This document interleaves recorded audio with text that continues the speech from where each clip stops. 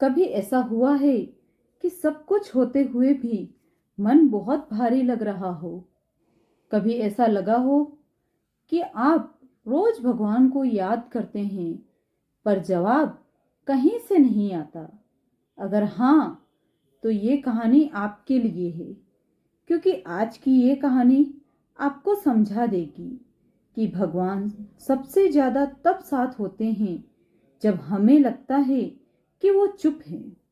नमस्कार दोस्तों, आज मैं आपको कोई साधारण कहानी नहीं सुनाने जा रही हूँ। आज की यह कहानी उन लोगों के लिए है जो हंसते तो है पर अंदर से टूट चुके हैं, जो किसी से शिकायत नहीं करते पर हर रात तकिए में आंसू छुपा लेते हैं, जो भगवान पर विश्वास तो करते हैं पर कई बार मन में ये सवाल आ ही जाता है कि क्या भगवान सच में सुनते हैं। बहुत समय पहले की बात है। एक शांत सा कस्बा था, प्रशांतपुर नाम के विपरीत। वहां रहने वाले ज्यादातर लोगों के मन में शांति नहीं थी। उसी कस्बे में रहती थी एक साधारण सी स्त्री, अनन्या। अनन्या दिखने में सामान्य थी पर उसका मन बहुत कुछ सह चुका था। हर सुबह अनन्या घर के मंदिर में दीपक जलाती, घंटी बजाती, माथा टेकती और मुस्कुराने की कोशिश करती, पर भगवान सब देख रहे थे। दीपक की लौ स्थिर थी पर अनन्या का मन नहीं। उसकी प्रार्थना में अब मांग नहीं थी, बस थकान थी। अनन्या की जिंदगी में दुख अचानक नहीं आए थे, वे धीरे धीरे आए थे, बिल्कुल वैसे जैसे शाम ढलते ढलते अंधेरा आ जाता है। कभी कभी अपनों की बेरुखी, जिम्मेदारियों का बोझ, कभी टूटते सपने और सबसे ज्यादा चुपचाप सहना। रात को जब सब सो जाते, अनन्या जागते रहती। छत को देखते हुए वह भगवान से बात करती, मैंने आपसे कभी कुछ ज्यादा नहीं मांगा, फिर ये खालीपन क्यों? क्या मैं इतनी कमजोर हूं या आप मुझे भूल गए हैं? दिन बीतते गए, प्रार्थनाएं होती रही पर उत्तर नहीं आया। ना कोई चमत्कार, ना कोई संकेत। और यहीं से अनन्या का विश्वास डगमगाने लगा। एक दिन अनन्या पूरी तरह टूट चुकी थी। उस दिन वह रोई नहीं, बस भीतर से खामोश हो गई।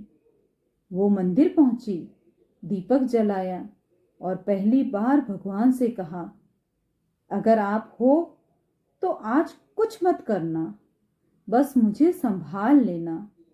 अनन्या फर्श पर बैठ गई, आंखें बंद कर ली। न मंत्र, न जाप, न आंसू, बस एक भारी सांस। दोस्तों, यहीं से भगवान की लीला शुरू होती है। भगवान शब्दों में नहीं बोलते, वो अनुभव में उतरते हैं। उस दिन मंदिर से लौटकर अनन्या सीधे घर नहीं गई। पता नहीं क्यों उसके कदम गांव के पुराने पीपल के पेड़ की ओर बढ़ गए। वही पीपल जहां कभी उसके बचपन की हंसी गूंजा करती थी। अनन्या वहीं बैठ गई, आंखें बंद कर दी। मन में कोई सवाल नहीं था, कोई शिकायत नहीं थी, बस एक थकान थी जो आत्मा तक उतर चुकी थी। अचानक हवा का एक झोंका आया, पीपल के पत्ते हिले और एक पत्ता सीधा आकर अनन्या की गोद में गिरा। अनन्या ने पत्ता उठाया, उस पर कुछ लिखा नहीं था, फिर भी उसका दिल कांप गया, क्योंकि उसे याद आया भगवान ने कभी कहा था, जब उत्तर न मिले तो संकेत देखना। वहीं पास से एक बुजुर्ग साधु धीरे धीरे चलते हुए आए। उनके चेहरे पर अजीब सी शांति थी। उन्होंने अनन्या को देखा और मुस्कुरा कर बोले, बेटी, मन बहुत भारी है ना? इतना सुनते ही अनन्या का बांध टूट गया। उसने कहा, बाबा, मैंने किसी से कुछ नहीं कहा। फिर आप कैसे समझ गए? साधु बोले, क्योंकि जब मन भारी होता है तो आत्मा शोर करती है। अनन्या ने कांपती आवाज में पूछा, क्या भगवान मेरी प्रार्थना सुनते हैं? साधु मुस्कुराए, भगवान हर प्रार्थना सुनते हैं बेटी, लेकिन हर प्रार्थना का उत्तर तुरंत नहीं देते। साधु बोले, अगर भगवान हर दर्द तुरंत हटा दे तो इंसान मजबूत होना कभी सीखेगा ही नहीं, और अगर हर आंसू पोंछ दिए जाए तो करुणा जन्म ही नहीं लेगी। अनन्या चुपचाप सुनती रही। साधु ने आगे कहा, भगवान दुख नहीं लेते, वो दुख सहने की शक्ति देते हैं। भगवान रास्ता नहीं बदलते, वो चलने की हिम्मत देते हैं। अनन्या ने पूछा, तो क्या भगवान कभी हमारी मदद नहीं करते? साधु ने पीपल की ओर इशारा किया। यह पेड़ देख रही हो, तूफान में झुकता है पर टूटता नहीं। भगवान तुम्हें पेड़ बना रहे हैं बेटी, पत्ता नहीं।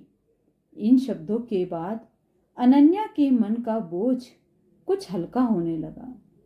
दुख वही थे, पर अब वे उसे दबा नहीं रही थी। साधु उठे, जाते जाते बोले, घर जाकर बस एक काम करना, भगवान से कुछ मांगना नहीं, बस धन्यवाद करना। यह कहकर वो साधु पीपल के पीछे मुड़े और दिखाई नहीं दिए। अनन्या हड़बड़ा कर उठी, चारों ओर देखा, कोई नहीं था। उस पल अनन्या को कोई चमत्कार नहीं दिखा, लेकिन उसका मन पहले से बहुत हल्का था। घर पहुंचकर अनन्या ने वैसा ही किया जैसा साधु ने कहा था, और उसी रात भगवान ने उसे एक ऐसा अनुभव दिया जिसने उसकी पूरी सोच बदल दी। भगवान ने अनन्या की जिंदगी नहीं बदली थी, पर उसका मन बदलने वाले था। उस रात अनन्या जल्दी सो गई। शरीर थका हुआ था, पर मन अजीब सी शांति में डूबा हुआ। न कोई डर, न कोई चिंता। कुछ महीनों बाद उसकी सांसें भारी नहीं थी। रात के तीसरे पहर अनन्या ने एक सपना देखा। उसने खुद को एक उजले रास्ते पर चलते हुए पाया। आसमान साफ था, हवा शीतल थी, और सबसे अजीब बात, उसके कंधों पर कोई बोझ नहीं था। अचानक उसने एक आवाज सुनी, इतना बोझ क्यों उठाया है बेटी? अनन्या घबरा गई। आसपास देखा, कोई दिखाई नहीं दिया। उसने कहा, मैंने तो कभी बोझ उठाने की इच्छा नहीं की। आवाज फिर आई, जो खुद को हर हाल में सही साबित करना चाहता है वही सबसे ज्यादा थकता है। अनन्या ने कांपते हुए पूछा, क्या आप भगवान हैं? आवाज में मुस्कान थी। अगर मान लो कि मैं हूं तो क्या फर्क पड़ जाएगा? भगवान बोले, तुम्हें लगता है कि मैंने तुम्हें अकेला छोड़ दिया, पर यह सच है कि मैंने तुम्हें कभी अकेला नहीं होने दिया। भगवान ने कहा, तुम्हारा दर्द परिस्थितियों से नहीं है, तुम्हारा दर्द खुद से लड़ने से है। तुम हर दिन खुद से कहती हो मुझे मजबूत बनना है, पर कभी यह नहीं कहती मुझे आराम भी चाहिए। अनन्या की आंखों से आंसू बहने लगे। भगवान बोले, मैं तुम्हारे लिए सारे रास्ते साफ नहीं करूंगा, पर जब तुम गिरोगी तो मैं संभालूंगा जरूर। मैं तुम्हारे दुख नहीं छीनूंगा, पर तुम्हें टूटने नहीं दूंगा। फिर भगवान ने कहा, जो सहना सीख जाता है वह कभी हारता नहीं, और जो छोड़ना सीख जाता है वह आजाद हो जाता है। अनन्या की आंख खुल गई। कमरा वही था, सब कुछ वही था, पर उसका मन पहले जैसा नहीं था। सुबह की पहली किरण उसके चेहरे पर पड़ी। पहली बार उसे सुबह बोझ नहीं लगी। उस दिन अनन्या ने घर के मंदिर में दीपक जलाया, पर कुछ मांगा नहीं। बस इतना कहा, धन्यवाद मुझे संभालने के लिए। भगवान के उस अनुभव के बाद अनन्या की जिंदगी अचानक नहीं बदली। दुख खत्म नहीं हुए, समस्याएं भी वही थी, लेकिन अब एक फर्क था। अब वह हर दिन खुद से यह नहीं पूछती थी क्यों मेरे साथ ही ऐसा होता है, बल्कि धीरे धीरे उसने पूछना शुरू किया, मैं इससे क्या सीख सकती हूँ। कुछ दिनों बाद अनन्या ने गौर किया, लोग उससे बात करने आने लगे थे। कोई अपने दुख बताने आता, कोई चुपचाप पास बैठ जाता, क्योंकि अब अनन्या की आंखों में शिकायत नहीं, शांति थी। दोस्तों, जब इंसान के भीतर शांति आ जाती है तो भगवान उसे दूसरों के लिए दवा बना देते हैं। एक दिन गांव में एक औरत रोती हुई अनन्या के पास आई। उसने कहा, बहन, मेरा मन बहुत भारी है, जीने का मन नहीं करता। अनन्या ने उसे गले लगाया, कोई उपदेश नहीं दिया, कोई भगवान का नाम नहीं लिया, बस चुपचाप उसके साथ बैठी रही।